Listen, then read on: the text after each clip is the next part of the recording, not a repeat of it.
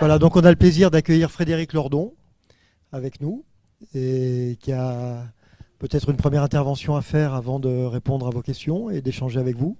Oui, j'ai dit que je voulais faire une espèce de préalable pour vous demander, dans la mesure du possible, de ne pas enregistrer. Alors vous pourriez me dire, c'est totalement idiot, il y a une caméra. Ce n'est pas une question de droit, vous voyez, ou d'exclusivité, ou de choses comme ça, mais lorsque la production m'a dit on voudrait filmer, est-ce que vous y voyez un inconvénient? J'ai répondu oui. Euh, et comme ils sont aimables et attentionnés, on est arrivé à une solution de compromis où on fait la capture et puis après, ben, on verra, enfin, plus exactement, c'est moi qui verrai si on la diffuse. Bah oui, hein, si on la diffuse ou pas. Alors, vous savez, c'est difficile de plus pouvoir faire une intervention sans qu'il y ait une vidéo, c'est-à-dire sans la faire sous le regard des réseaux sociaux, quoi, quasiment en temps réel. Et c'est, à mon avis, alors je me fais engueuler quand je dis ça, mais je persévère néanmoins parce que comment dirais-je, si on veut essayer ça pèse sur notre liberté de débattre un peu. Vous voyez, l'intimité favorise des choses. Bon, comme c'est une intimité un peu élargie, hein, j'entends bien, mais enfin, vous voyez ce que je veux dire. Si on est, pour que quelque chose se dise un peu nouveau, il faut prendre des risques. Et prendre des risques, c'est l'éventualité de dire des conneries. Bon, alors si on sait que les conneries vont se retrouver instantanément sur les réseaux sociaux, évidemment, ça douche un peu les enthousiasmes. Donc on se rabat et on continue de tournicoter en rond, etc., etc. Bon, et de même, j'aimerais vraiment, enfin, peut-être là on est suffisamment profond pour qu'il n'y ait pas de réseau, mais qu'il n'y ait pas de personnes qui live tweet. Je sais que ça part toujours d'une très bonne intention, mais vous voyez, découper en rondelles de 140 signes un propos qui essaye de s'élaborer un peu continuellement, c'est pas possible, quoi. C'est pas possible. Puis alors des fois, ça va avec des loupés, vous n'imaginez pas. Il y a des choses, il y a des situations comiques, hein. Il y a un an à peu près, j'ai fait une intervention à l'école normale à Lyon. C'était un sujet d'un glamour fini. On parlait de la philosophie politique de Spinoza, etc. Et à cette occasion, j'ai cité Alexandre Matron. Alexandre Matron est un immense commentateur de l'œuvre de Spinoza, vis-à-vis duquel tous les spinozistes contemporains se sentent terriblement endettés. Bon, c'est un personnage admirable que personne ne connaît. Bon, voilà. Bon, alors par une facétie auditive, il y a un des spectateurs qui a compris que je parlais de Macron. Et alors, il s'est répandu après dans l'école. Il disait, mais quand même, c'est étonnant ce qu'il dit de Macron. Et il le trouve d'une intelligence folle, que son écriture est splendide. Bon, donc vous voyez. Alors bon, lui, il avait pas de, c'est pas parti en live tweet instantanément, mais sinon, vous voyez à quoi ça expose. Bon, voilà. Donc merci de votre indulgence. Et puis ceci étant dit, on peut attaquer tout de suite. D'ailleurs, c'est vous qui attaquez, hein, c'est pas moi. Je vais pas commencer par faire un exposé ex cathedra. Vous avez plein de commentaires, questions, etc. Donc Alors, voilà, c'est j'insiste, formidable. un homme, une femme, hein. Donc chacun son tour. Une femme, un homme. Alors donc je vais commencer. Oui. Oui, concis, soyez concis et allez droit au but, sinon je vous arracherai le micro. Moi, j'étais à Nuit debout et ce que j'ai vu ce soir, c'est un parti pris, hein, bien évidemment, mais c'est un concentré de tout ce qui a fait fuir bon nombre de gens qui étaient autour de la place parce que, bon, ça a été dit, le blablabla, couper les cheveux un peu en quatre. Alors, mais oui, je trouve que c'est un concentré de tout ce qui a fait fuir les gens dans la place. Voilà. Écoutez, je suis presque entièrement d'accord avec vous. Alors, il faut peut-être, alors, c'est un deuxième préalable, mais plus court que le précédent. Ça pourra vous sembler paradoxal, mais en réalité, si vous voulez, mon engagement affectif vis-à-vis de Nuit debout était assez modéré. Enfin, sans doute beaucoup moins intense que ne l'a été celui d'autres participants, comme ceux qu'on voit dans le film, sans doute. Alors, pour des raisons sur lesquelles je ne veux pas m'étendre, mais... alors, je dis ça, enfin... pour vous décontracter complètement. Enfin, d'ailleurs, vous êtes tout à fait décontracté, là, c'est évident. Donc, n'ayez pas peur de critiquer Nuit debout. Enfin, voilà, je suis le premier à le faire. Bon. Et parce que je suis le premier à le faire, j'ai trouvé ce film que j'ai vu lundi dernier. Hein, je l'ai trouvé intelligent et honnête. Et par là nécessairement empreint d'une forme de cruauté. Alors comprenez-moi bien, c'est une cruauté non cruelle, vous voyez, c'est la cruauté d'une certaine bienveillance, c'est la cruauté de la lucidité, quoi. Parce que moi, en tout cas, c'est comme ça que j'ai compris le film, mais je gage qu'il se trouvera des personnes dans la salle pour être en grand désaccord avec ce que je vais dire, hein, mais bon, voilà. Ce que nous montre ce film, c'est de quelle manière Nuit debout, dans sa recherche opiniâtre de la démocratie, de l'horizontalité, etc., est allé au bout de l'impuissance, quoi. Effectivement, c'est très ambivalent du coup, parce que dans l'enjeu de la revitalisation des pratiques démocratiques, il y avait aussi un point d'attraction, c'est indéniable, et il y avait pour d'autres un point de répulsion au bout d'un certain temps. Bon. Alors, ce qui est formidable, moi, je dois dire que, vous voyez, la fin du film est vraiment... illustre à merveille cette cruauté non cruelle dont je parlais. On retrouve les mêmes 4 mois après ou 3 mois après, vous voyez, et ils sont encore à se demander comment on va débattre. Ouais. On continue de débattre de la manière dont on va débattre. Et on les voit fatigués, ils ont des valoches sous les yeux, ils sont hâves et le teint pâle, etc. Et donc il y a quelque chose d'un peu émouvant hein, là-dedans, mais dont peut-être il faut savoir aussi tirer la leçon, ce qui n'est pas très simple parce que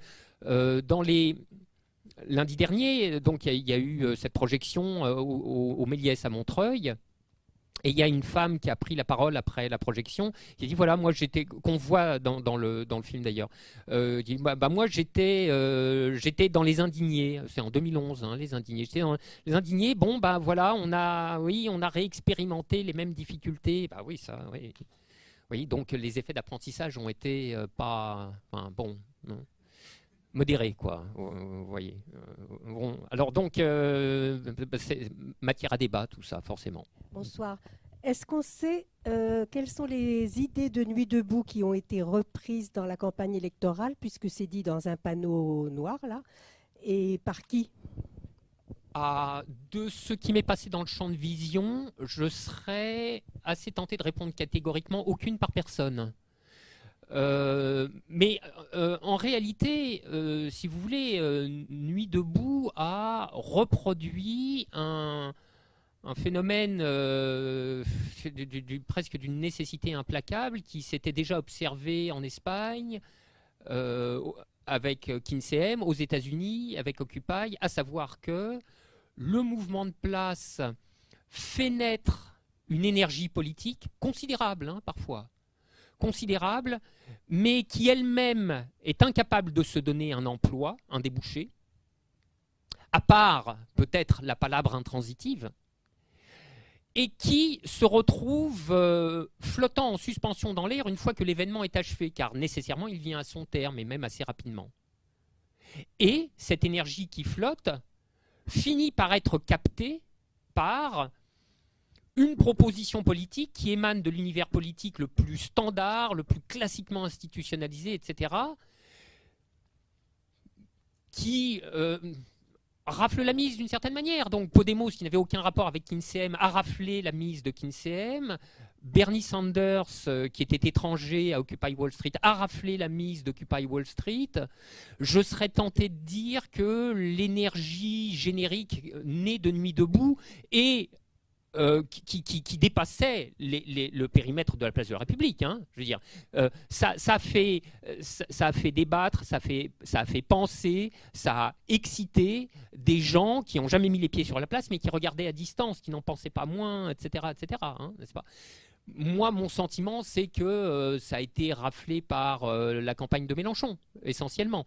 Et dans les 3 cas, la mise est récupérée par quelqu'un dont les les options politiques sont presque orthogonales à celles qui s'étaient exprimées lors de l'événement à proprement parler.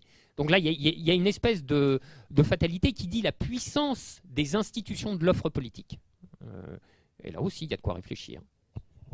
J'avais deux questions, c'est-à-dire une qui est une question-réponse, parce que comme je suis aussi le producteur du film, du coup, la présence d'un carton, je peux expliquer en tout cas ce qu'a voulu dire Mariana avec ça, c'est-à-dire que vous avez probablement raison sur l'analyse que vous faites, mais en même temps, je me dis, est-ce que si on pousse les choses, enfin, je veux dire, la question du revenu de base, du salaire à vie, d'une nouvelle constitution, du tirage au sort, enfin, c'est quand même des choses qui ont été reprises plus ou moins, hein, de manière parcellaire, et y compris de manière maquillée, parce que d'une certaine manière, on pourrait se dire que la campagne de Macron qui dit qu'il fait arriver tout un tas de députés qui arriveraient de nulle part, qui seraient, j'ai l'impression qu'il peut-être, il a déformé très largement ces questions-là pour les prendre un masque, un faux nez et l'utiliser à dessein. Enfin, entendre ce qui s'est dit pour le transformer d'une toute autre manière. Je suis sceptique quant à Macron, mais je pense que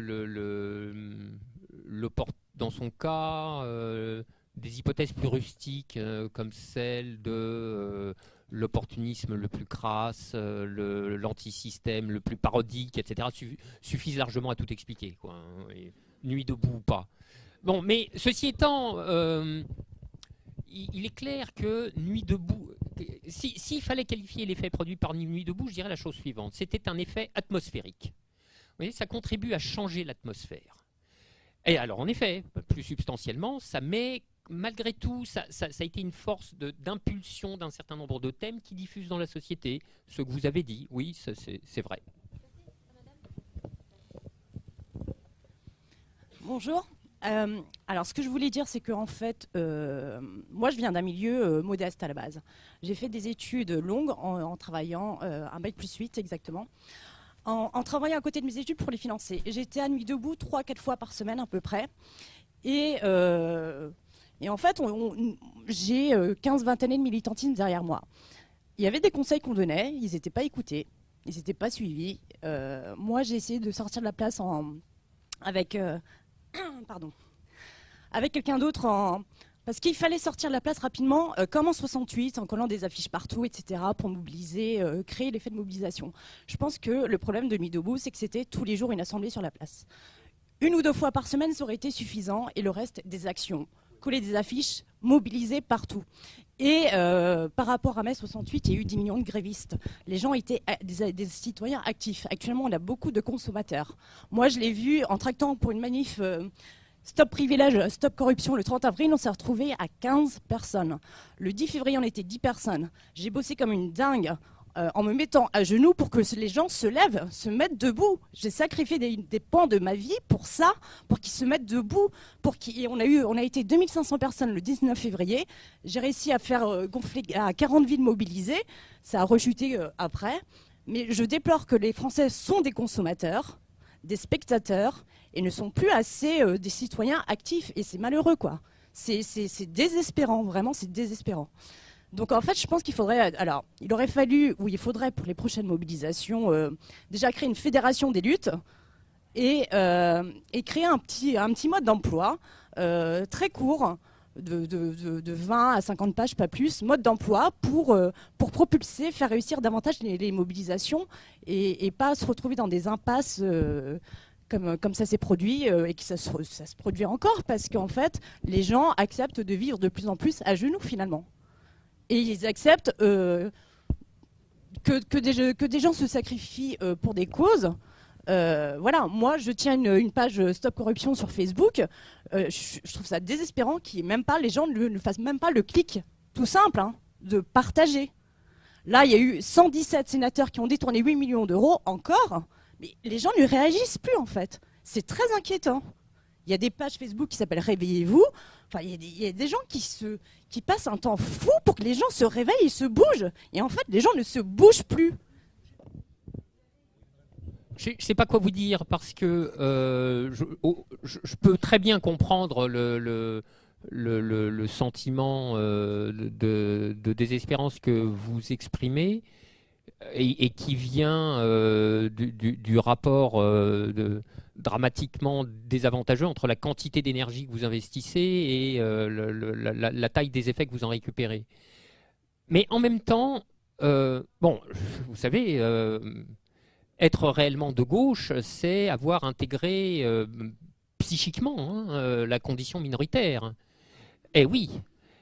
Et avoir appris à composer avec le sentiment d'apathie dominant. Donc, si on a bien ça en tête et qu'on regarde les choses de manière un peu plus distanciée, on peut aussi, non contradictoirement pourtant, porter le diagnostic exactement inverse du vôtre. C'est-à-dire, moi, je ne suis pas un militant. Je ne vais pas me faire passer pour ce que je ne suis pas. Je ne fais pas partie de ce qu'on appelle les intellectuels militants, parce que militant, je sais ce que c'est, et je sais que c'est pas moi. Bon. Mais disons que dans le registre qui est le mien, je m'agite un peu, et depuis un moment, vous voyez, et je vois quand même l'évolution de longue période. Elle est réelle, croyez-moi. Donc, bien sûr, toutes les initiatives ne prennent pas, mais il y a des raisons aussi à ça. Parce que, si vous voulez, l'erreur sociologique du militant, c'est d'universaliser spontanément sa disposition particulière. C'est-à-dire de croire que tout le monde est aussi concerné, aussi mobilisé que soi. Et ça n'est pas vrai. Donc, chaque fois qu'on le redécouvre, c'est une expérience douloureuse. Mais si on met ça de côté, moi, je vois que partout s'allument des petits foyers, partout. Spécialement depuis l'après-crise financière, depuis le 2008. Il y a un état d'effervescence. Alors, tout ça est sous les écrans radars, ça ne se voit pas. Bon, mais il y a plein de petits libelles qui s'écrivent. Moi, je reçois des mails vraiment tout à fait étonnants de lycéens ou de gens qui, au fin fond de leur Limousin, ont concocté un plan intégral pour la société nouvelle, etc. Ce qui est parfois délirant, souvent touchant, mais très encourageant, vous comprenez? Parce que pendant qu'ils font ça, ils ne sont pas à regarder, je sais pas quoi, le concours du meilleur pâtissier. Donc, et il y a plein de trucs comme ça. Et Nuit debout, c'était aussi un pari là-dessus, vous voyez? Et c'est un pari qui a quand même pris. Moi, je trouve que c'est un pari qui a été gagnant au total. Bien sûr, la productivité politique de Nuit debout est incertaine. Moi, je ne dirais certainement pas qu'elle est nulle, mais elle est diffuse. Vous voyez, c'est spécial. Mais voilà, le truc a pris parce qu'il a fait catalyse pour un sentiment collectif qui planait un peu comme ça. Bon, voilà, c'est des petits progrès. On fait avec ça. Bon, moi pendant longtemps j'ai pensé que la gauche, être à gauche, c'était essentiellement appartenir à une cellule psychologique. Vous voyez, où on se faisait du bien entre nous. Voilà, on se tenait chaud pour passer les frimas. Bon, et on sort un peu de ça. Mais il faut avoir, c'est ça, qu'est-ce que vous voulez, la temporalité politique, l'action minoritaire est une longue patience. Bon, donc tout ne prend pas. Moi, je vois bien l'énormité des initiatives qui se prennent tous les jours, des initiatives militantes. Oui, on ne peut pas être partout. Les gens ont 8 heures de boulot par jour. Voilà. Donc ne désespérez pas. Moi, c'est pas le moment de lâcher le morceau, quoi. C'est ça que je veux vous dire. Alors moi, je vais donner mon sentiment. Alors peut-être que ça sera une question en fait. J'ai été très intéressé par Nuit debout, mais j'y ai pas du tout participé. Pour une raison simple, j'ai 42 ans de militantisme dans une organisation. Et donc, ce qui m'intéressait, c'était justement de voir des gens qui se mobilisaient et qui n'étaient pas organisés comme moi. Parce que moi, le discours que je serais allé faire, ça fait 42 ans que j'aurais fait le même. Alors, je suis militant, mais en fait, je suis idéaliste surtout. Donc, je quitte pas l'organisation à laquelle je suis, parce que ça serait quitter mon idéal, mais c'est une organisation qui ne sert plus à rien, quoi. Voilà. Et donc, je vous ai vu, Monsieur Lordon, dans Là-bas si j'y suis, plus tard, au moment des élections, vous parliez un petit peu des enjeux des élections, vous parliez de Mélenchon, et en fait, oui, c'est ça. C'est-à-dire que la société, on la transforme plus. Il y a eu des tentatives au XXe siècle, hein, mais pas par des organisations, c'est plus vrai. Et je suis assez content qu'il y ait du dégagisme. Je pense que le dégagisme ne va pas concerner que les politiques, va concerner les syndicats et tous les corps constitués. Et je pense qu'on n'en a pas fini.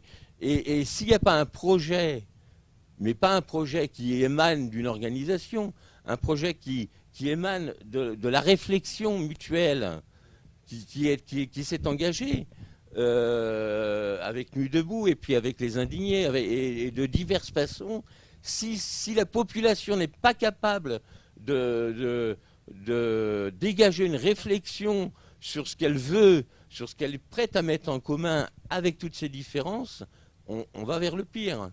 Mais voilà, c'est la vie de la société qui est comme ça. Donc moi, je ne me suis pas senti concerné parce que trop politisé, et j'attends véritablement des gens qui le sont moins, qui sont différents, qui ont plein d'expériences différentes, qui fassent ressortir ce qu'ils peuvent avoir en commun et ce qu'ils ont aussi en différence, et que ça fasse projet de société. Voilà, c'est ce que j'attends. Et j'essaie maintenant de participer. Je suis dans le mouvement des Insoumis, mais je suis preneur de tout, quoi. Hein. Parce que, voilà, je vais me répéter, vous avez raison. Je suis sensible à deux choses que vous avez dites, monsieur. D'abord, l'organisation. Alors peut-être avec une variation par rapport à votre propos. C'est clairement ce qui a fait défaut à Nuit debout, quoi. C'est l'organisation. Je veux dire, l'organisation est restée ou larvaire ou incohérente, etc. Et moi, je vais vous dire, j'ai pris suffisamment de fois la parole et la plume pour dire toutes les limites que je voyais à ce que j'ai appelé l'agéisme intransitif. Vous voyez, c'est l'agéisme pour l'agéisme. Voilà. Donc, de ce point de vue, j'ai pas grand-chose d'autre à ajouter, mais Monique Pinson-Charlot dit la chose, parce que c'est vraiment un de ses thèmes depuis longtemps. C'est en face de nous, nous avons affaire à une classe mobilisée et organisée. Mobiliser et organiser. Donc il faut qu'on s'organise aussi, ça c'est pas difficile. Hein. Le refus de l'organisation, c'est le passeport pour l'impuissance. Alors quand j'ai dit organisation, j'ai pas dit grand chose. Des organisations, on pourrait me dire qu'il y en a, vous en avez fait le tour à l'évidence. Hein. Bon, mais les organisations, ça se renouvelle. Il y en a dont on peut changer la forme. Vous voyez, il y a des expériences nouvelles à faire en cette matière. Il y a des choses à inventer ou à réinventer. Mais le principe général de l'organisation, à minima, très honnêtement, hein, on n'y échappe pas. Ça peut être très, très évanescent, hein, une organisation. Ça peut prendre des formes évanouissantes parfois. Par exemple, il y a eu un truc qui est une forme, on était à la limite là, de la forme organisation, qui n'est pas montré dans le film. C'est un parti pris tout à fait légitime et compréhensible. C'est l'apéro chez Valls. Moi, c'est là que j'ai trouvé, par exemple, que Nuit debout était à son meilleur. Nuit debout, pour moi, au bout d'un moment, c'est bon, l'AG, ça va, quoi. L'AG ne décide rien. L'AG, enfin, ça a été souvent un chaos complet. Il y aurait des trucs à raconter, hein, je vais vous dire. Mais bon. Mais à un moment, ce que ça pouvait être de mieux, c'est ce que ça a été au moment de l'apéro cheval. C'est une espèce de camp de base. Et puis à un moment, quelque chose naît. Et ça se fait, et on y va. Et il y a une action qui est entreprise. Je veux dire, l'apéro cheval, s'il n'a pas été soumis à l'AG, hein, parce qu'on serait encore en train de décider par quel itinéraire on y va. Vous voyez ? Non mais c'est vrai. Donc au bout d'un moment, des gens ont dit, nous on y va, qui nous aiment nous suivent. Et c'est comme ça que ça s'est fait. Bon, et puis après on rentre au camp de base, et puis le lendemain on refait autre chose, etc. Bon, ça c'était bien. Bon, voilà. Et la deuxième chose, c'est il faut maintenant, il est temps d'affirmer quelque chose. Alors, moi, juste avant Nuit debout, j'avais écrit un papier qui m'avait valu une volée de bois vert de la part de mes camarades syndicalistes, dont le titre était « Nous ne revendiquons rien ». Et il l'avait compris, il l'avait pris de travers, c'était un peu fait pour, mais j'en ai eu le regret aussi. Il l'avait pris de travers puisque la revendication, c'est en quelque sorte leur grammaire d'action à eux. Mais le « nous ne revendiquons rien », ça vous dira la chose suivante. C'est-à-dire, jusqu'à présent, revendiquer, c'est accepter de se situer dans un certain cadre où la revendication est formulable. Et nous, précisément, ce cadre, on n'en veut plus. Donc, ce qu'on veut, c'est refaire le cadre. Mais refaire le cadre, c'est pas du tout c'est pas une action, c'est la politique au plein sens du terme, au sens le plus haut du terme. C'est pas de la politique revendicative. Donc, ne revendiquer rien, ne rien revendiquer, c'est, contrairement à ce que dit le titre, c'est affirmer au sens le plus haut du terme. C'est-à-dire sortir du registre des luttes locales, sectorielles et défensives pour rentrer dans le registre des luttes globales et affirmatives. C'est-à-dire cesser de dire « nous ne voulons pas ça », puisque depuis 30 ans, c'est ça qu'on fait. On n'arrête pas de parer les uns après les autres les projets de loi les plus néfastes qui se succèdent en convoi, vous voyez. Et le dernier en date, c'était on ne veut pas de la loi El Khomri. Puis maintenant, on ne veut pas des ordonnances. Donc, arrêtez de dire ce qu'on ne veut pas et affirmer positivement ce qu'on veut. Donc, c'est ça l'étape du jour. Donc, à un moment, effectivement, il faudra bien que des propositions cohérentes se fassent connaître. Il y en a déjà. Il y en a pardon ? Oui, ben voilà, mais ça, c'est dire ce qu'on ne veut pas. Vous voyez ? On ne veut pas Macron, oui, mais il faut vouloir autre chose à la place une fois que Macron est viré. Donc, des propositions positives, il y en a dans le paysage, il y en a de plus en plus, parce que l'inventivité intellectuelle et politique est en train de se réveiller. Pour l'instant, ça n'a pas atteint un stade de consistance. Bon, allez, continuons. Merci. Je suis tout à fait d'accord avec ce que vous venez de dire à propos justement de la nécessité d'affirmer une action au lieu de simplement en nier une autre. Et c'est dans ce sens-là que je voudrais vous poser une question du point de vue économique, vu que vous êtes plutôt économiste de formation et que vous êtes assez véhément de ce point de vue-là contre l'orthodoxie actuelle. Et ça ne s'est pas forcément vu dans le film d'un point de vue politique, mais comment la réflexion économique aurait pu justement se mobiliser ou s'organiser d'un point de vue peut-être d'un corpus intellectuel ou d'un ensemble d'actions économiques au sein de Nuit debout, à votre avis? Ça s'est organisé, il y avait une commission économie politique. Bon, avant, la commission économie politique a rempli son office de commission. Donc, ils ont écrit des trucs, ils ont débattu entre eux, ils ont présenté le résultat de leurs travaux en assemblée générale, ils ont organisé des débats. Mon Dieu, ils ont fait autant qu'ils pouvaient. Voilà. Alors, c'est pareil. Il était difficile de demander à la commission économie politique qu'elle accouche du plan tout armé de l'économie nouvelle. Vous comprenez ? Voilà. Donc, de toute façon, ce qu'on peut faire dans ce registre-là, ça n'est guère plus, mais c'est déjà pas mal, qu'agiter des idées. Et puis, en attendant, encore une fois, que les idées ponctuelles et locales finissent par s'accrocher les unes derrière les autres et que ça fasse un tout à peu près cohérent. Alors des propositions, des schémas cohérents d'organisation économique alternative, il n'y en a pas beaucoup, mais il y en a quelques-uns. Par exemple, pour moi, la proposition la plus consistante qui soit disponible sur le marché des idées, c'est celle de Bernard Friot, par exemple. Bon, ça c'est quelque chose. Vous voyez, il y a un truc dont il faut s'emparer. Alors c'est difficile, parce que si vous voulez, pour comprendre le bousin à Friot, vous voyez, il ne faut pas pleurer la transpiration. Faut y aller, c'est compliqué. Donc d'ailleurs, lui-même s'épuise. Non, je ne dis pas que lui-même ne comprend pas.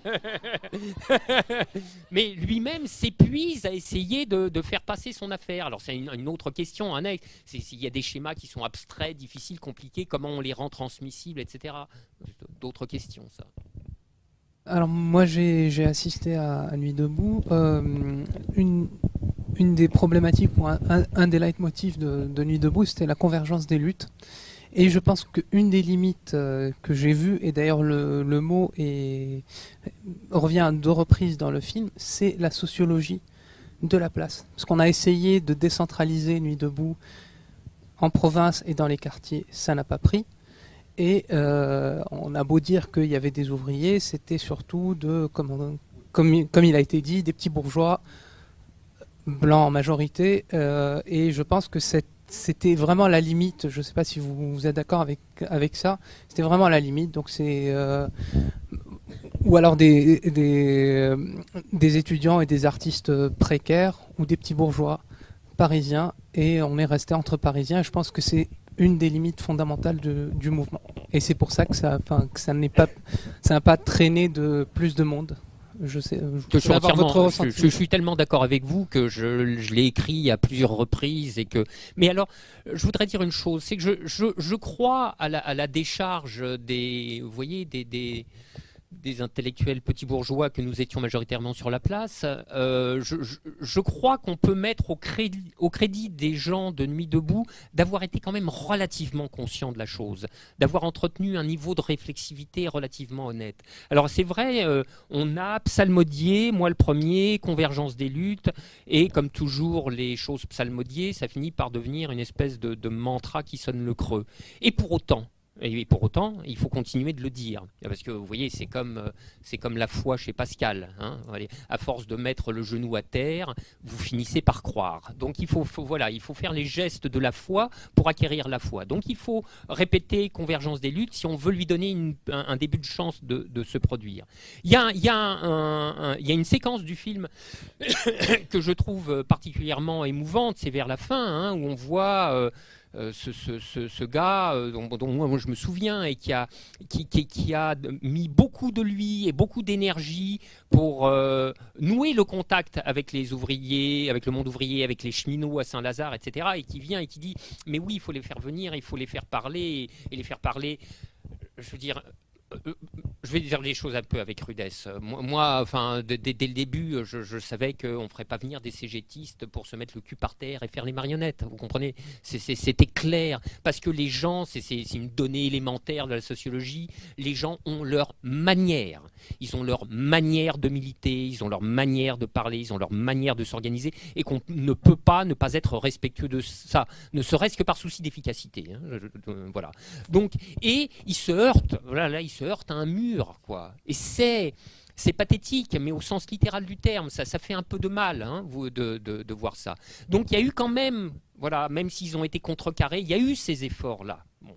Et puis il y a eu d'autres efforts qui ont été encore moins esquissés, qui ont été encore plus velléitaires, etc. C'est avec les quartiers. Bon, ça c'est encore moins fait.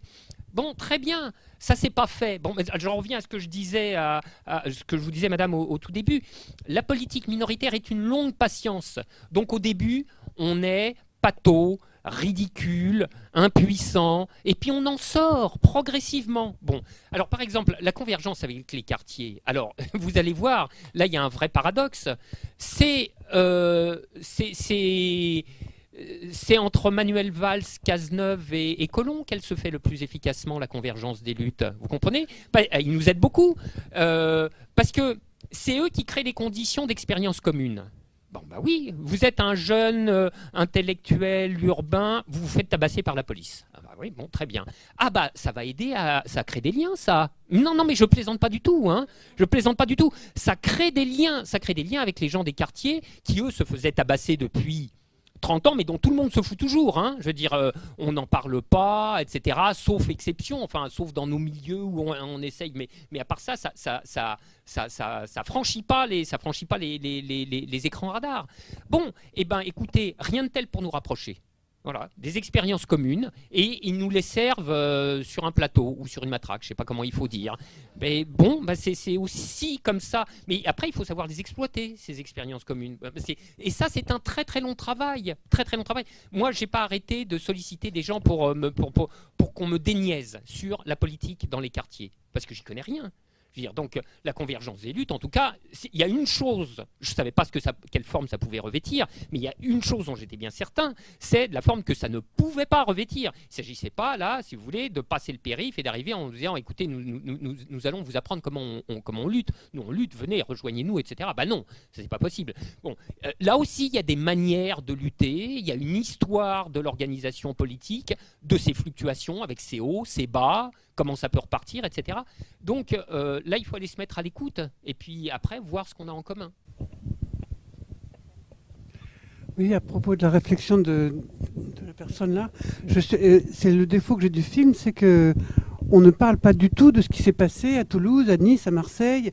Moi, pour des raisons différentes, enfin pas militantes, j'ai dû aller à Nice et à Toulouse, et je peux vous assurer qu'il y avait des nuits debout à Nice, à Toulouse, et qu'il y en a eu aussi en Espagne, qu'il y en a eu en Belgique. Enfin, je regardais la carte et il y a eu un moment d'espoir où je me suis dit, mon Dieu, ça fait tache d'huile dans toute l'Europe, quoi. Et même au-delà de l'Europe. Et le film n'en parle pas, alors que pour moi, c'était... Alors sans doute, manque d'organisation, c'est peut-être là que le bas blesse, mais je trouve que le film, justement, centre le Nuit debout sur Paris. C'est encore du parisianisme, et ça m'énerve. Parce que Nuit debout n'était pas que parisien. Alors, loin de là. Moi, contre l'approbation qui se manifeste, je vais me faire l'avocat du film dont je ne suis pas l'auteur. C'est-à-dire, encore une fois, je veux dire, ce que vous dites est parfaitement exact. Il y a eu des nuits debout en province, il y en a eu à l'étranger, etc. C'est trop demandé au film que de vouloir qu'il restitue la totalité de ce qui a été Nuit debout dans Paris, en province, à l'étranger, etc. Il ne restitue même pas tout ce qui s'est passé sur la place de la République. Et comment le pourrait-il ? Il ne le peut pas. Donc, moi, je trouve que c'est toujours une objection problématique que de reprocher à une œuvre, quelle qu'elle soit, film ou livre, que de lui objecter ce dont elle ne parle pas. Parce que par définition, une œuvre, c'est le parti pris de parler de quelque chose de limité. Et moi, je comprends le parti pris du film comme une certaine interrogation et comme un effort de se tenir à cette interrogation. Alors évidemment, ça peut pas tout raconter. Et donc après, les gens rentrent avec leurs désirs, avec leurs affects, et ils n'y trouvent pas leur compte. Mais il faut se décentrer pour rentrer dans le point de vue de l'auteur. Et ça n'empêche pas que tout ce que vous avez dit est tout à fait exact. Oui, alors il faudra faire d'autres films sur Nuit debout pour parler de ça aussi. Moi, ça sera formidable. Juste là, pour répondre 2 secondes sur une petite question de cinéma, c'est-à-dire que Frédéric l'a très bien dit, enfin, c'était vraiment le choix de Mariana de faire un film sur ce qui lui a semblé le plus surprenant à ce moment-là, pas en termes d'efficacité à la fin, mais c'est-à-dire un film sur la parole, c'est-à-dire sur cette parole qui d'un seul coup est prise ou reprise par des gens qui ne l'ont jamais, parce que malgré tout, moi j'aime pas le mot adhérer, mais je trouve, je suis en accord avec la plupart des propos que vous avez tenus. Mais malgré tout, on parle d'un endroit, de gens qui savent beaucoup de choses, et sur cette place, il y avait énormément de gens qui venaient là et qui participaient à quelque chose de politique pour la première fois de leur vie. Donc ils ne pouvaient pas être avec ce savoir-là, du militantisme dont parle monsieur pendant 42 ans, etc. Il y a des gens que, moi personnellement, je suis venu là-bas en me disant il faut d'abord gagner sur la loi travail, et je pense qu'on s'étiole effectivement à être sur la deuxième partie de la phrase que vous citiez à un moment, c'est-à-dire on est là pour lutter contre la loi travail et son monde. Et effectivement, il y avait des gens qui étaient là pour lutter contre la loi travail, et très vite on s'est rendu compte qu'il y a des gens qui voulaient surtout travailler sur le et son monde. Et c'est ça qui a créé aussi une difficulté. Mais il y a des gens qui étaient là vraiment pour la première fois. Ensuite, juste pour répondre sur la question de on ne peut pas diffracter les choses, comme l'a dit Frédéric. Il y a un film qui est fait avec un certain désir, certains moyens. Elle pouvait difficilement être à Nice, à Montpellier, etc. Après, chaque Nuit debout a été différent. Et ce qui est vraiment intéressant, je trouve, et je vous remercie de tout cette là, c'est-à-dire que l'occasion qu'on a avec Frédéric ou avec d'autres intellectuels ou d'autres militants de se réunir, c'est de pouvoir justement confronter ces expériences différentes. On était à Lyon il n'y a pas longtemps. Je peux vous dire que les Lyonnais qui ont participé à Nuit debout n'ont pas vécu du tout le même genre de choses. Il y a des choses qui étaient communes, mais par exemple dans le contact le contact si je puis dire, les relations avec la police et la violence qu'il y a eu ici n'a pas du tout été la même à Lyon, même si les choses ont été tendues, mais ils nous l'ont signifié. Et ça a créé aussi ensuite des porosités ou des relations, des mises en réseau qui peuvent être différentes et qui sont intéressantes aussi. Mais le film ne pouvait pas traiter de tout ça. Si je peux me permettre de rajouter juste une petite chose, je pourrais vous dire que moi, du point de vue de mes affects à moi, ce film-là traite, allez, je vais le dire de manière raide, mais de ce qui m'a le moins intéressé dans Nuit debout. Vous voyez précisément parce que pour moi la dispersion dans l'agéisme sans fin, ça m'affligeait. Voilà. Bon. Et alors c'est drôle parce que la toute dernière séquence du film, si ma mémoire est bonne, où je crois qu'il y a des gens qui chantent et puis il y a des images muettes enfin avec la chanson par-dessus, c'est ça, hein, de gens qui discutent. Et je vais vous dire, ça a fait revenir en moi ce que je me disais de l'AG en temps réel. Je veux dire, quand je la regarde, elle m'émeut, et quand je l'écoute, elle m'afflige. Voilà, bon. Et alors, c'est exagéré, hein, oui, je le sais. Mais parce que moi, j'étais rentré dans Nuit debout avec un autre désir. Bon, qu'est-ce que vous voulez, c'est la loi du monde social. Les désirs sont frustrés. Qu'est-ce que vous voulez? Le mien l'a été. Bon.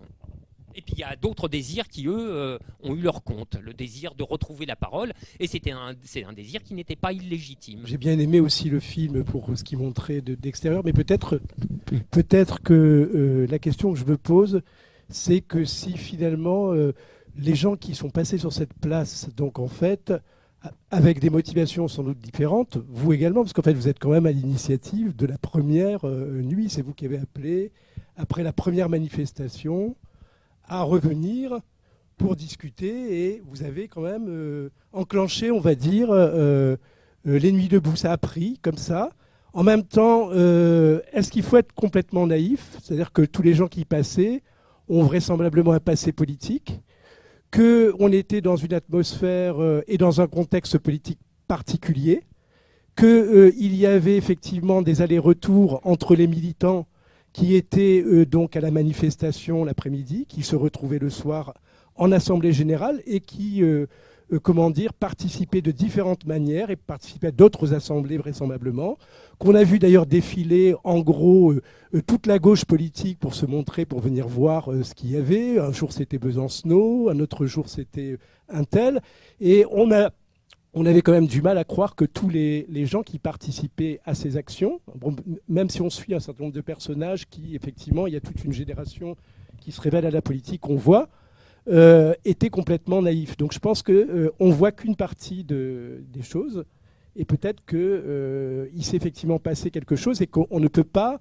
ne pas faire la relation avec ce qui s'est passé avec la France insoumise, hein, d'une part, les groupes d'appui. On a vu, moi par exemple, au Lila, il y a un petit groupe Nuit debout, et le suppléant de la députée qui a été élue, il était présenté sur les affiches comme un participant et un représentant de la Nuit debout. Donc voilà, donc c'est pour montrer que les choses sont quand même un peu plus complexes et un peu plus épaisses qu'il n'y paraît dans le film, même si le film a cette qualité de restituer effectivement quelque chose d'humain, en particulier la manière dont elle filme les visages, les expressions, etc., qui donne effectivement une sorte de sincérité. Effectivement, mais je ne pense pas qu'on était tous ceux qui passaient à la place de la République, souvent affligés effectivement par certains débats qui s'y menaient. Et on voyait aussi défiler tous les poncifs qu'on a depuis 68, c'est-à-dire certains représentants du CRAN, d'autres représentants du féminisme, les représentants, les spécialistes de l'éducation, etc., etc. Donc ça, effectivement, ça se voyait sur Nuit debout, on ne le voit pas beaucoup dans le film. Mais bon, ça montre que bon, c'était pas complètement, externalisé comme ça. Bon, c'est des réflexions que je voulais faire comme ça pour essayer d'enrichir un peu le débat. Je vous donne mon souvenir le plus marquant. C'était vraiment au moment où il y avait vraiment le plus de monde sur la place. Et c'est un samedi après-midi, et vous vous en souvenez peut-être, Varoufakis passe par Nuit debout. Bon, alors il a droit royalement à ses 2 minutes comme tout le monde, mais comme il parle grec, on lui en donne 3. Non, anglais, on lui en donne 3, et puis on lui en donne 3 de plus pour être traduit. Bon, c'était quand même... bon, voilà, la moindre des choses. Alors, c'est bon. Et Varoufakis s'en va. Bon, il a fait son tour de rockstar, tout, il part après, etc. Le gars qui passe juste derrière monte sur la palette et propose la création d'un club backgammon. Ouais, vous voyez, voilà, c'est pour moi. Et alors, c'était tout se mélangeait, vous voyez là-dedans, tous les sentiments se mélangeaient. C'était hilarant, c'était affligeant, et c'était magnifique en même temps. Il y avait quelque chose de vraiment chouette, vous voyez, et c'était et déplorable. Enfin, bon, il y avait tout. C'était vraiment un sacré truc. Moi, j'appartenais à la commission Europe à Nuit debout, et on s'est posé une question jusqu'à la fin à laquelle on n'a pas trouvé de solution. C'est le moyen de partager l'information qu'on avait collectée. Moi, j'ai appris énormément de choses grâce à Nuit debout et à cette participation. Et tous ont demandé comment faire pour mettre tout le monde au courant, parce que ça passe pas par la presse. Et c'est le même mécanisme, c'est que la presse donne une vision de la réalité pour maintenir maintenir l'état dans lequel on est, les institutions politiques, et il y a des informations, si tout le monde les connaissait, forcément ça générerait justement le mouvement sans doute qui est attendu par beaucoup de personnes. Et à votre avis, quels sont les moyens pour qu'on puisse faire bouger ça? Est-ce que c'est la création du média, le média là, de la France Insoumise? Est-ce que c'est d'autres choses sur Facebook? Est-ce que c'est encore d'autres modèles? Je suis content, vous avez redécouvert un problème qui est le grand problème de la gauche et des minoritaires en France, qui est le problème générique des médias. En effet, c'est d'avoir nos médias. Et nous n'en avons pas, ou peu. Bon, alors je peux que réenfoncer des portes ouvertes. Bah oui, il y a des médias, il y a quelques médias auxquels on peut avoir accès. Il y a le monde diplomatique, et puis après il y a les réseaux sociaux par lesquels ça circule, et puis il y a des médias qui se créent. Alors il y a un fakir par-ci, il y a plein d'autres. Je les connais pas tous, donc je vais pas me lancer dans une liste où j'en oublierai forcément les 3/4. Il y a plein de médias locaux alternatifs comme ça qui se diffusent. Et c'est ce qu'on appelle les moyens du bord. Et pour l'instant, on n'a que ça. Ben oui, si vous voulez, c'est dans le concept même de minoritaire. Dans minoritaire, il y a que vous n'avez pas accès aux moyens d'expression majoritaire. C'est analytique, vous voyez. Donc, et il faut qu'on fasse avec ça malgré tout. Donc, voilà. Que vous dire d'autre? On est tous confrontés au même problème. On est tous confrontés au même problème. Donc... là où pourtant les choses commencent à aller un peu mieux, c'est que les médias dominants sont tellement infâmes qu'ils sont en train de crever. Bon, et ça, mais pas une larme, vous voyez. Donc, attendons avec confiance. Libé mettra la clé sous la porte, l'Obs, tout ça, allez, hop. Et il y en a d'autres qui se créent et qui sont encore petits, mais qui sont animés d'un très beau dynamisme. Bon, voilà. Alors, pour le coup, c'est le camarade Ruffin qui a l'habitude de dire les médias alternatifs ne sont pas une alternative, et il n'a pas tort.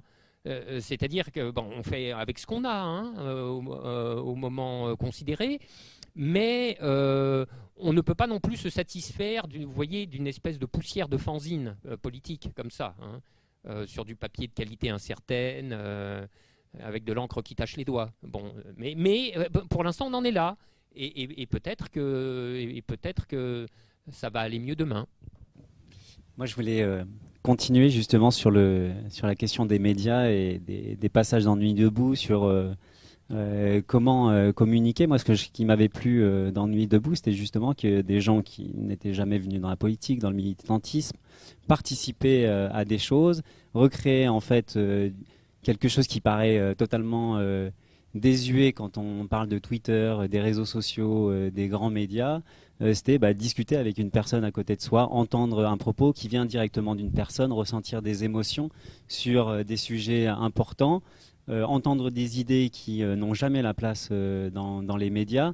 Et effectivement, alors ça passait du coq à l'âne et c'était parfois un peu déroutant ou désolant, mais au moins les gens avaient cette possibilité d'accéder à des informations particulières.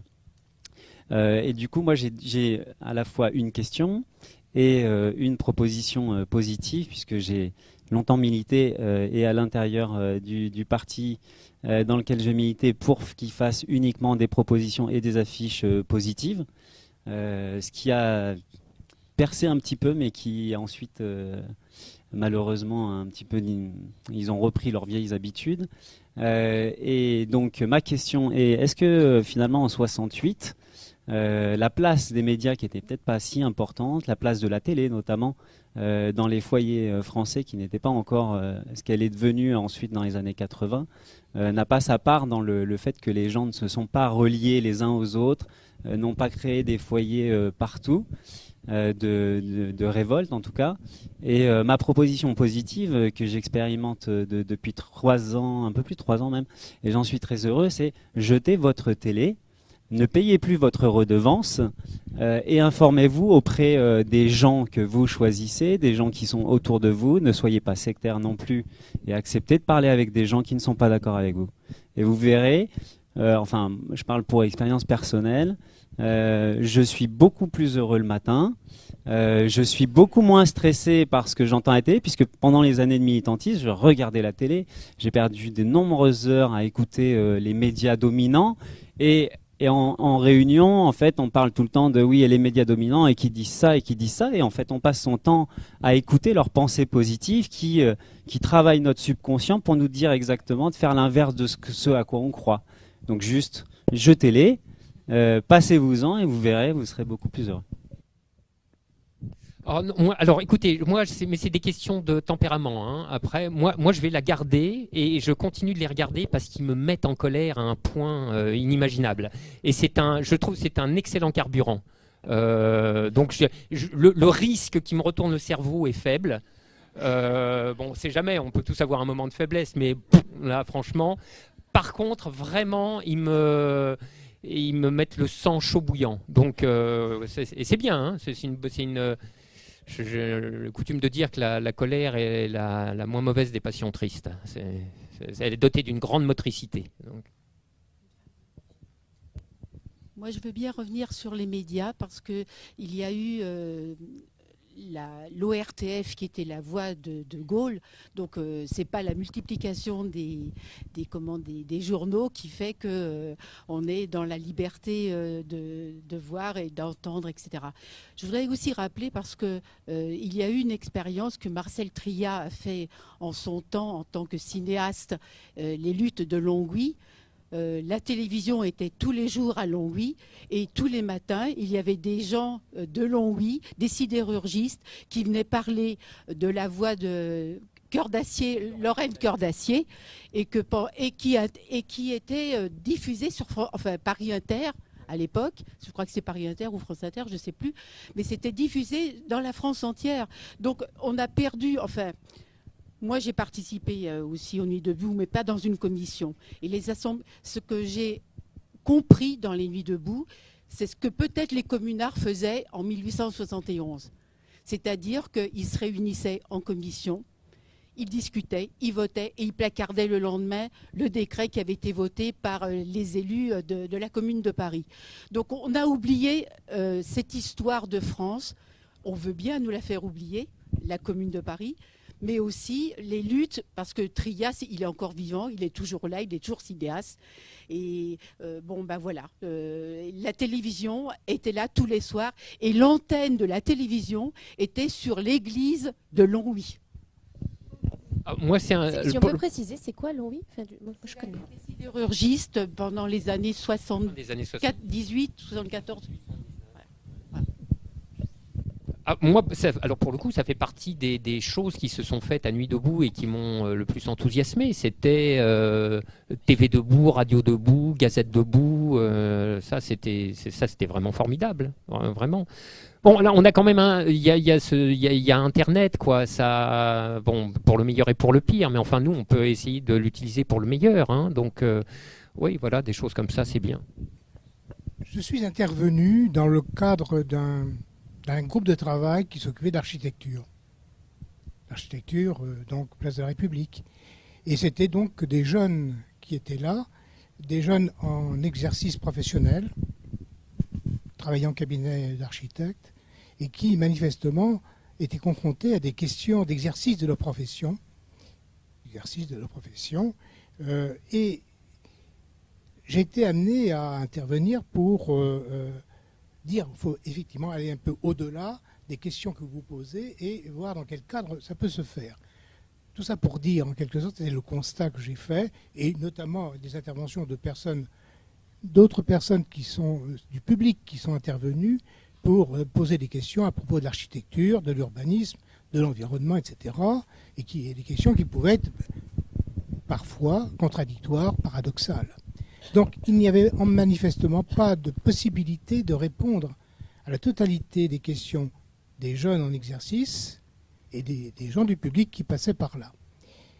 J'ai pensé effectivement que c'était un peu la tare de Nuit debout de ne pas offrir en quelque sorte une structure, mais ça revient à ce que vous dites, de structure horizontale et verticale qui pouvait reprendre ces questions-là. Donc les formaliser et de mettre en place une structure. Mais peut-être que c'était pas prêt. Je ne pense pas que c'était prêt. Et je pense, et je reviens donc 16 mois en arrière, lors de votre intervention que vous avez faite à la Bourse de Paris, Bourse de travail de Paris, a eu un moment, effectivement, vous avez donné une possibilité et qui n'a pas été manifestement exploitée par personne, enfin, à ma connaissance, c'était de dire nous sommes contraints par des cadres institutionnels, soit à l'échelle de l'Europe, et donc vous avez cité un certain nombre d'exemples, et moi je pense effectivement qu'au plan national, il y en a énormément. Mon domaine, l'ingénierie, l'urbanisme, l'architecture, l'environnement, etc., je peux vous dire que les 3 codes principaux de l'urbanisme, de la construction, de l'habitation et de l'environnement, ça représente 10 000 pages. 10 000 pages. Alors, il est bien évident que c'était difficile de pouvoir répondre à tous ces gens-là en les renvoyant à ces documents-là. Tout le monde fuit dans ces conditions-là. Cependant, il reste. Et d'ailleurs, vous l'avez effectivement dit, si on ne se sépare pas de ces cadres existants, on n'y arrivera pas. On ne peut rien faire. Donc, moi, j'ai commencé à faire un travail, et je souhaiterais, je n'ai pas pu l'exprimer par ailleurs, mais il serait vraiment très souhaitable que ce travail-là soit repris thème par thème, institutionnel, et d'éplucher les documents, que ce soit le Code civil. Regardez le Code civil, qui est dans la rédaction a commencé en 1804, et qui comprend des choses absolument inadmissibles, incroyables, mais qui sont néanmoins appliquées actuellement. Et donc personne ne dit rien. Bon.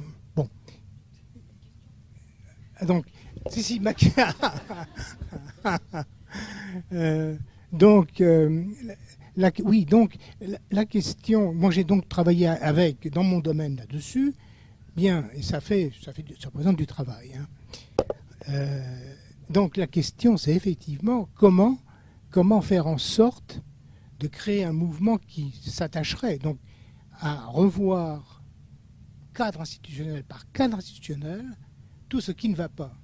C'est indispensable, et je reviens à ce que disait Monique Pinson tout à l'heure, c'est bien ça, il faut effectivement les marquer au talon, sinon on n'y arrivera pas. Je suis d'accord avec vous.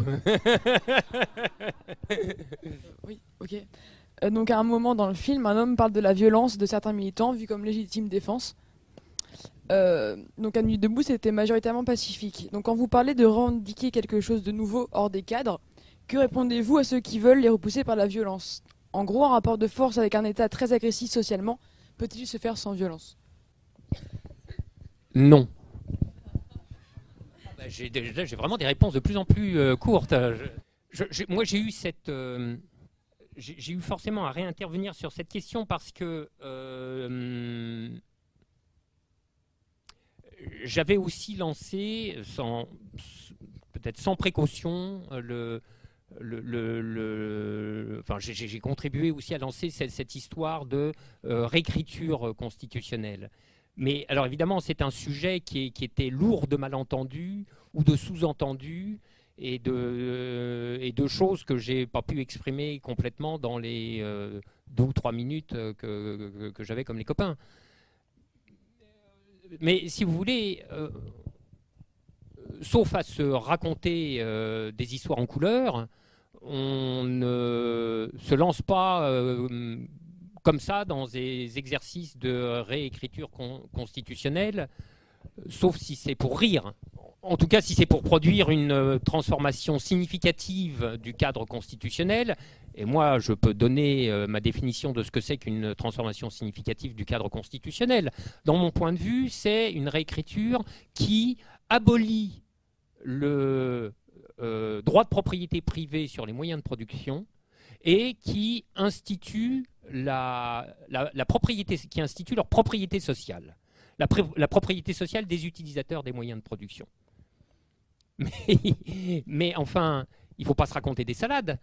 Un truc pareil, c'est le synonyme de la sortie du capitalisme. Et pour sortir du capitalisme, il faut une révolution. Et la révolution, ça ne se fait pas sur des chemins semés de pétales de rose. C'est pas comme ça. Parce que il faudra passer sur le corps de la bourgeoisie propriétaire pour obtenir une chose de cet ordre. Vous comprenez ? Ce qui signifie que dans le mot de révolution, il faut en accepter tous les corrélats. Alors là, je vais le dire de manière, je ne sais pas si c'est emphatique ou dramatique, mais le corrélat de la révolution, c'est la guerre civile. Voilà.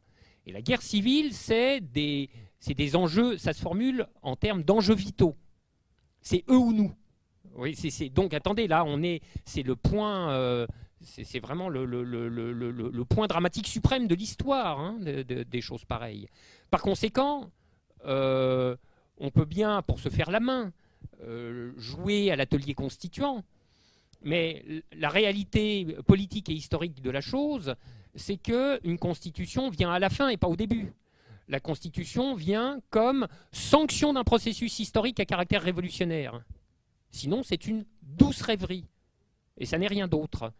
Bon, alors, pourquoi cependant, compte tenu du fait qu'aucune des conditions d'advenu réel de ce dont je suis en train de parler n'est à l'ordre du jour, pourquoi cependant l'exercice, ou disons, le thème constituant n'est-il pas entièrement vide de sens et entièrement voué au ridicule?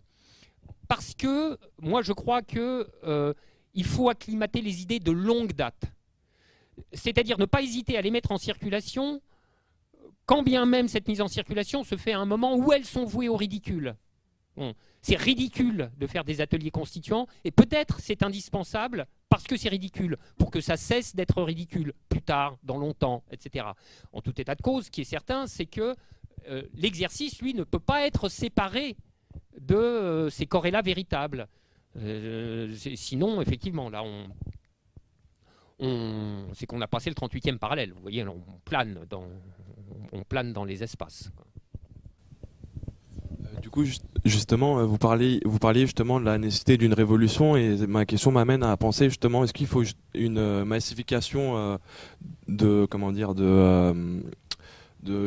mouvement altermondialiste, parce qu'il y a un vrai souci qui se pose même au sein du champ militant, qui est justement la question de l'homogamie sociale, et à partir de là, la question de l'homogamie sociale, l'idée que il y a une difficulté pour diversifier les mouvements. Est-ce qu'on doit nécessairement penser le mouvement social selon une base institutionnelle, c'est-à-dire par exemple type France Insoumise ou par exemple Front Populaire historiquement, pour pouvoir justement parvenir à cette idée de massification, et dans la mesure où au niveau justement depuis l'affaiblissement du Parti communiste, il y a une certaine dépolitisation, hein, même s'il y a des critiques à apporter au Parti communiste français, mais il y avait quand même une certaine grille de lecture du réel, et maintenant il n'y a plus justement d'entrée dans l'entrée dans le social. Elle se manifeste par certains mécontentements justement pour les classes populaires sur les violences policières, mais également sur l'idée de penser le cadre global de la précarité, et comment envisager autrement une solution viable sans passer par une élection ou un caractère conjoncturel. Parce que là, on parlait des presses indépendantes, mais elles supposent de bénéficier d'un certain capital culturel pour s'y adresser et pour pouvoir le lire, parce que le monde diplomatique, c'est pas forcément adressé à tout le monde. Et justement, comment penser est-ce qu'il faut nécessairement penser la massification pour advenir à quelque chose de nouveau et de conjoncturel dans cette mesure? C'est tellement vaste, tous les problèmes que vous avez balayés, donc on va pas pouvoir les traiter, mais moi ma conception de la politique m'y fait rentrer par la question du nombre. Pour moi, la politique, ça vise le nombre. Donc en effet, la question de l'homogénéité sociale, ce que ça impose comme effet de restriction, la nécessité de la dépasser, etc., sont des questions qui sont énormément à l'ordre du jour. Donc la question de médias qui s'adressent en effet à autre chose qu'à des profs ou des universitaires, etc., etc. Et puis aussi la question d'une organisation qui fasse point de ralliement. Pour autant que cette organisation se donne des buts politiques qui nous soient satisfaisants. Alors vous parliez du Parti communiste et vous évoquiez le rôle qu'il a tenu et le fait qu'en effet il était porteur d'une vision du monde, et c'est vrai. Bon, alors à ceci près que cette vision du monde-là, qui a été vraiment l'axe, la fibre du Parti socialiste, sa direction n'y croit plus du tout. C'est embêtant. Alors il y a beaucoup de militants communistes qui sont là, flottant dans une espèce d'entre-deux, etc., avec une direction qui, moi, me semble-t-il, de fait, a déserté toutes les thématiques historiques par renoncement successif. Bon, alors maintenant vous avez évoqué le nom de la France insoumise. Je vais me garder de rentrer dans ce débat-là parce que là, c'est pas que j'ai rien à dire, hein, croyez-moi, j'ai des trucs à dire là-dessus, mais ça nous prendrait énormément de temps. Donc il y aurait un réel débat stratégique à avoir autour de cette question. Bon, il y a d'autres occasions pour l'avoir. Je ne sais même pas si un débat comme ça est la meilleure circonstance. Moi, à l'occasion, j'écrirais bien une ou deux choses là-dessus. Vous voyez, juste pour amorcer la pompe, hein, n'est-ce pas? Oui, je voudrais poser une question, c'est sur la corruption, parce qu'on parle beaucoup de la corruption en haut, c'est-à-dire les scandales qu'on nous montre, mais on parle peu de la corruption qui est en bas, qui est insidieuse. Et je voudrais savoir, par rapport aux pays qui sont, on pourrait dire, dans une panade, comme la Grèce, l'Italie, à moindre mesure l'Espagne, qui sont quand même des pays corrompus dans leur ensemble. Je voudrais savoir si justement ça pose pas problème pour que les gens puissent bouger aussi. Est-ce que ça forme pas, quand il y a une corruption au niveau de la base, est-ce que ça atomise pas aussi le fait que les gens se bougent pas? Et je vais vous le raconter comme ça, parce que moi j'ai eu des soucis financiers à un moment, et comme je ne pouvais pas payer des entreprises qui étaient déclarées, donc je me suis rabattue sur justement des gens au noir pour payer moins cher. Donc si tout le monde s'amuse à faire des choses comme ça, je veux dire, voilà, est-ce qu'à un moment ça atomise pas aussi la société? Enfin voilà, je suis peut-être à côté des pompes. Je ne peux pas vous répondre parce que c'est pas un sujet que j'ai étudié. Donc je suis très ignorant là-dessus, et il me semble que vous avez fourni vous-même une bonne partie de la réponse à votre propre question. Donc je passe pour moi. Bonsoir. Oui, je crois qu'il y a une question centrale dans le film, c'est celle du vote, que l'Assemblée générale a beaucoup de mal à résoudre. Donc ma question est à la fois simple et compliquée. Comment la démocratie peut-elle résoudre la question du vote? Non, mais c'est drôle parce que je suis allé dîner avec un copain et on a parlé de ça, là. Vous voyez, donc c'est...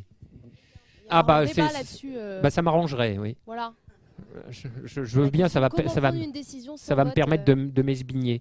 Mais répondez, néanmoins. Ah mince. Non, parce que je vais pas répondre parce que en réalité, il se trouve que j'ai écrit un texte sur le blog du Monde diplomatique entre les deux tours sur la question de l'abstention.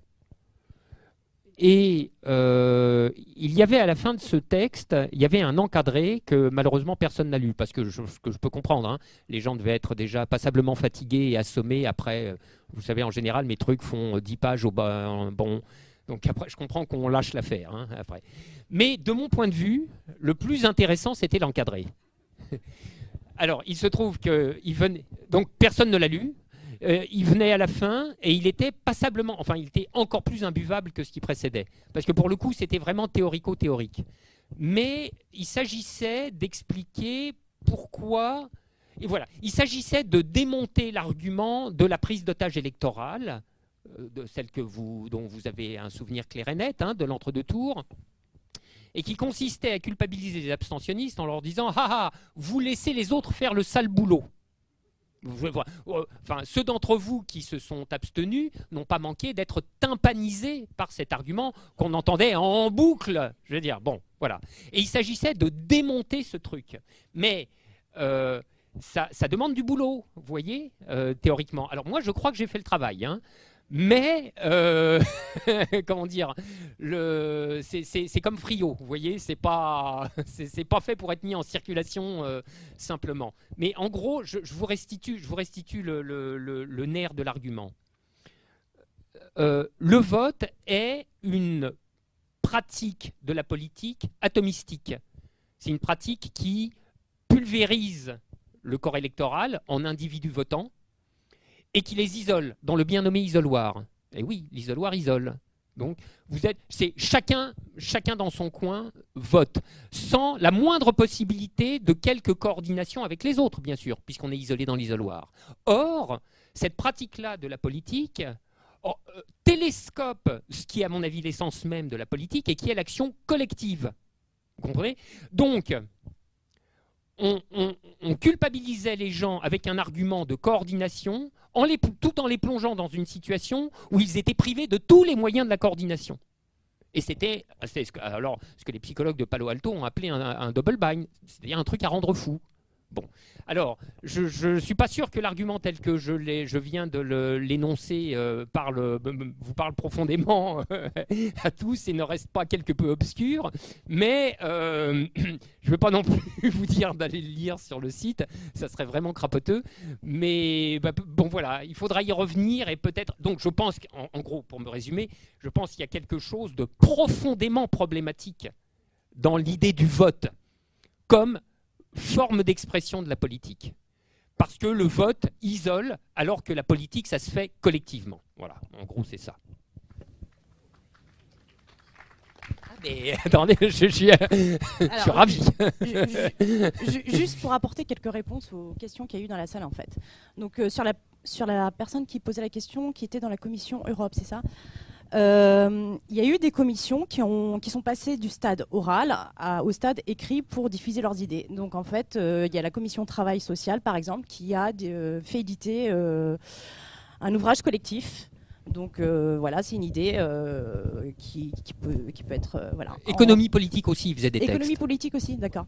Donc en fait, voilà, il aurait fallu que toutes les commissions se mettent à passer au stade écrit et trouvent un éditeur tout simplement pour une diffusion massive des idées. Sinon, alors, il y a eu alors, que ce soit dans Nuit debout ou dans Stop Corruption, on demandait aux gens de venir sans étiquette. Donc, en fait, pas d'étiquette syndicale, pas d'étiquette politique.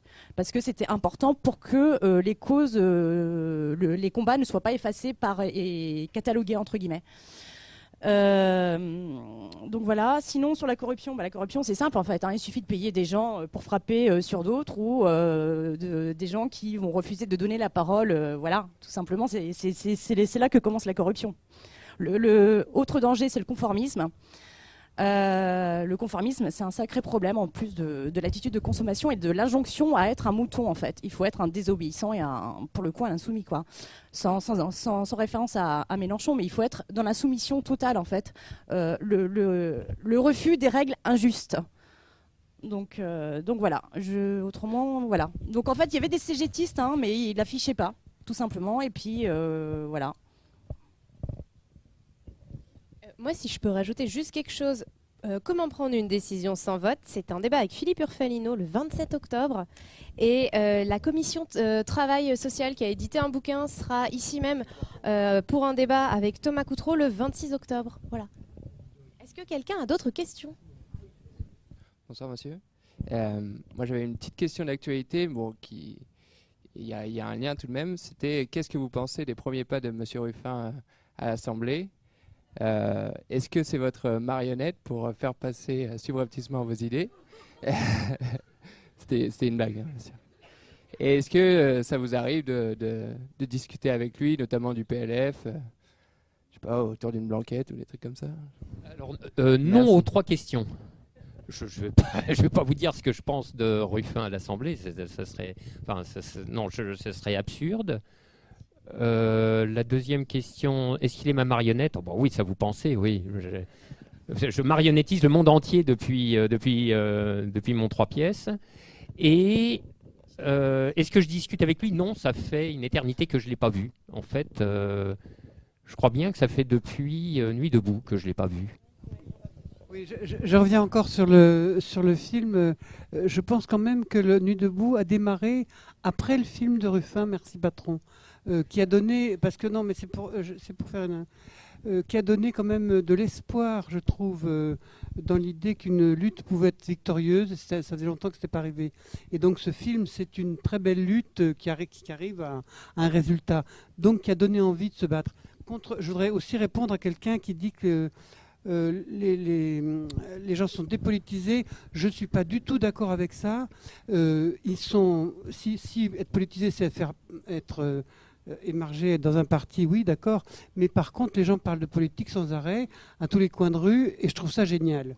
Et ça, c'est un acquis peut-être un peu de Nuit debout. Mais c'est aussi un acquis de l'époque. Je veux dire, moi, gamine, je ne faisais pas de politique à 15 ans. Je ne savais pas ce que c'était que la politique. Je veux dire, et ça ne m'intéressait pas. Je pensais aux garçons. Moi, je ne veux pas tomber dans la démagogie générationnelle, mais l'un des signes les plus encourageants de l'époque, c'est le réveil intellectuel et politique de la jeunesse. C'est très très impressionnant. Hein. Je peux vous dire que j'ai vécu les basses eaux des années 90, du début des années 2000, où, pardonnez-moi, hein, mais je veux pas faire de gérontophobie, hein, mais dans les assemblées, dans les réunions, c'était que des personnes qui avaient au minimum 55 ans. Et ceci a changé complètement. Ça a changé complètement. Moi, je reçois des mails de lycéens, vous voyez, et des mails qui c'est pas à beleu, hein, c'est des mails très articulés, intellectuellement, politiquement, etc. Et là, quelque chose se passe, et il y a une génération qui est en train d'arriver qui n'a pas envie de la vie que lui promet la société présente, et les gouvernants dans 5 à 10 ans vont se les récupérer, lancer, et ces gouvernants ont du souci à se faire. Une toute dernière question. Oui, très courte. Pendant la période Nuit debout, il s'est passé quelque chose d'assez important outre-Manche, c'était le Brexit. À ce propos, vous avez vous avez théorisé ce qu'on appelle, ce que vous avez appelé le Lexit, si je ne me trompe pas, la sortie par la gauche de la France. Donc ma question, c'est au moment où les questions souverainistes sont reprises par la gauche, sont plus abandonnées à l'extrême droite, est-ce que vous pensez